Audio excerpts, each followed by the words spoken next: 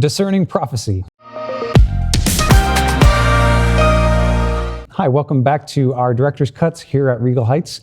We are going through the book of Daniel as we did the full message yesterday on Daniel chapter 2.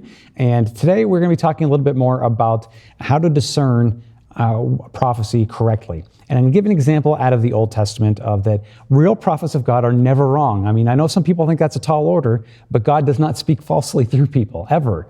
So if somebody ever speaks of God in God's name and it does not come to pass, they are a false prophet. This point blank, whether they're someone who is a nice person, someone who had the greatest intentions. It doesn't matter if they were evil or if they were just naive. It just does not matter. We do not listen to those people any longer because God protects his voice. That's why he commands us to do such a thing.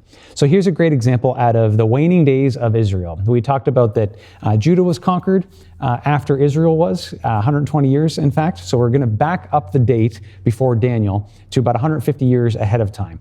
So King Ahab is one of Israel's last kings, and he is very wicked. And the Lord has decided to bring him to ruin because of the bloodshed and the evil that he has done.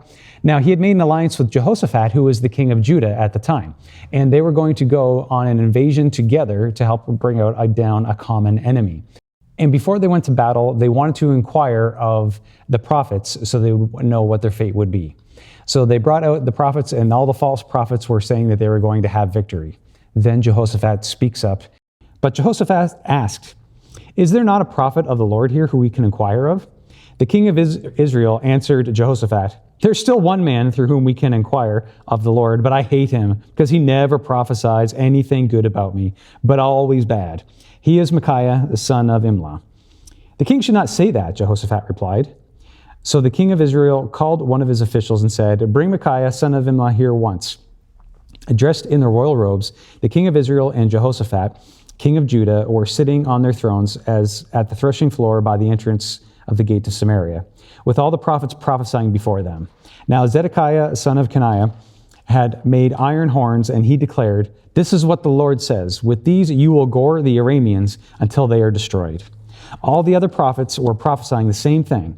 "Attack Ramoth-Gilead and be victorious," they said, "for the Lord will give it into the king's hands." The messenger who had gone to summon Micah said to him, "Look, as one man, the other prophets are predicting success for the king. Let your word agree with theirs and speak favorably." But Micah said, "As surely as the Lord lives, I can only tell him what God says." When he arrived, the king asked him, "Micah, shall we go to war with Ramoth-Gilead, or shall we refrain?" "Attack and be victorious," he answered, "for they will be given into your hands." The king answered him, "How many times must I make you swear to tell me nothing but the truth in the name of the Lord?" Then Micah answered, "I saw all Israel scattered on the hills like sheep without a shepherd. And the Lord said, 'These people have no master. Let each one go home in peace.'" The king of Israel said to Jehoshaphat, "Didn't I tell you that he never prophesies anything good about me, but only bad?" Micaiah continued, "Therefore hear the word of the Lord. I saw the Lord sitting on his throne with all the host of heaven standing at his right and at his left.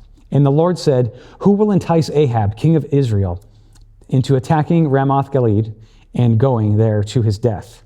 One suggested this, another suggested that. Finally, a spirit came forward, stood before the Lord and said, 'I will entice him.'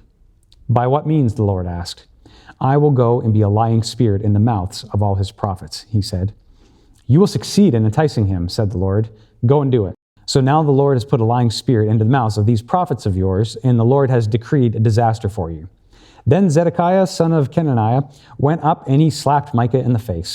"Which way did the Spirit from the Lord go when he went from me to speak to you?" he asked. Micah replied, "You'll find out on the day that you go hide in an inner room." The king of Israel then ordered, "Take Micaiah and send him back to Ammon, the ruler of the city, and to Joash, the king's son, and say, 'This is what the king says. Put this fellow in prison and give him nothing but bread and water until I safely return.'" Micaiah declared, "If you ever return safely, the Lord has not spoken through me." Then he added, "Mark my words, all you people." So as we learn, if you can continue on reading, is that Ahab does die in battle, and Micaiah has been proven right. You know what? The false prophets speak favorable, and they tickle your ears with what you want to hear. We must be willing to allow the Lord to speak to us, because even the spirit that came that enticed him to his death was likely like a destroying angel. We want to make sure that when God sends spirits our way, they're to help us in the gospel ministry and not to check us because we are against him.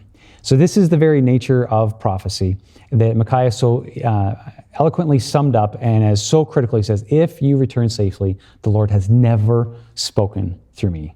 So that's an important admission from one of God's prophets. So let us understand prophecy and false prophecy quite well, because it has a major factor in the end times, which we learned a bit about yesterday and we will learn about in the weeks to come through the book of Daniel. Thank you for tuning in. God bless you. Have a great day.